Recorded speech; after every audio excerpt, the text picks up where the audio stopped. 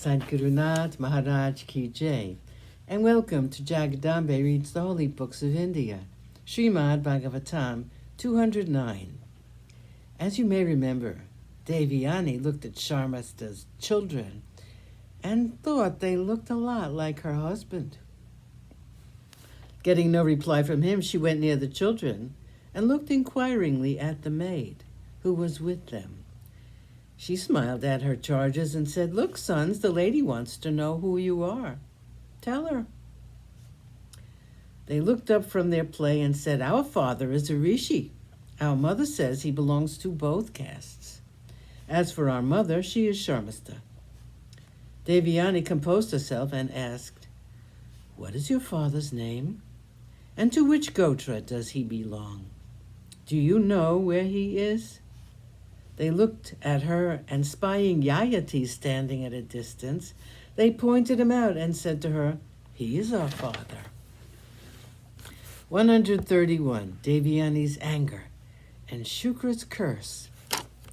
Devyani took the children with her and stood them before the king. Afraid to displease Devyani, Yayati did not look at his sons at all. Unused to this treatment from him, the children went to their mother crying. They said, "Mother, our father is behaving strangely today. He does not talk to us at all." Sharmista came out of her house and saw the king at a distance. She saw, too, that he was accompanied by his queen. Devyani had been watching the entire scene, and she knew for certain the entire story. She looked again at the king, and he stood silent. His head was bowed, and he looked ashamed and quite sorry for himself. Devyani went to Sharmasta, and grabbing her hand rudely in hers, she said, "You deceived me by telling me that a rishi is the father of your child when I asked you long ago. I now realize that it is the king who is your rishi. You are my slave, and you had no right to act on your own. You should have asked me, and I would have tried to get a good husband for you. But you have no fear of me. Your behavior is typical of the Asuras." Sharmista spoke in soft tones. She said, "When I said it was a rishi, I did not tell a lie. The king is well known as a Rajarshi the world over. As for my behavior, it is well within the rules of conduct. When you chose the king as your husband, I did so too in my role as slave to you. Since you belong to him, those who are your slaves are his too. You are the daughter of my father's guru and respect you as my father does, your father.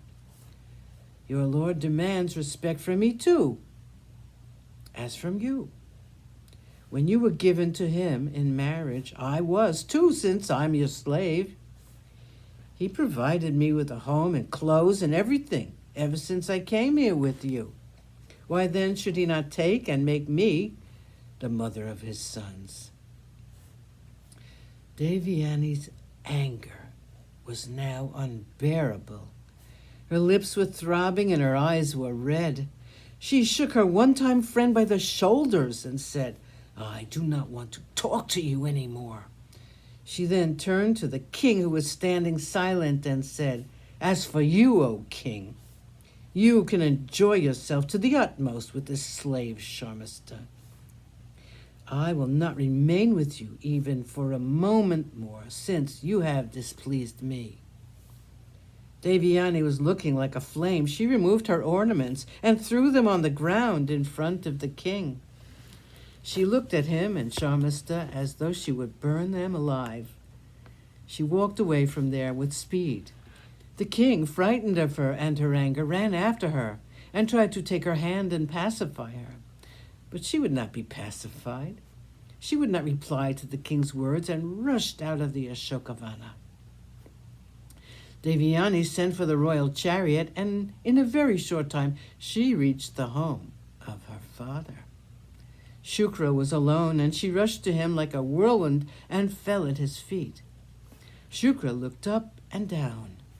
He lifted her up and saw her face was full of unhappiness. Over her shoulder, he saw the king walked towards them with a crestfallen look. He too fell at the feet of the Brahmin. Sadgurunath Maharaj Ki Jai. Thank you for coming. I hope you come again.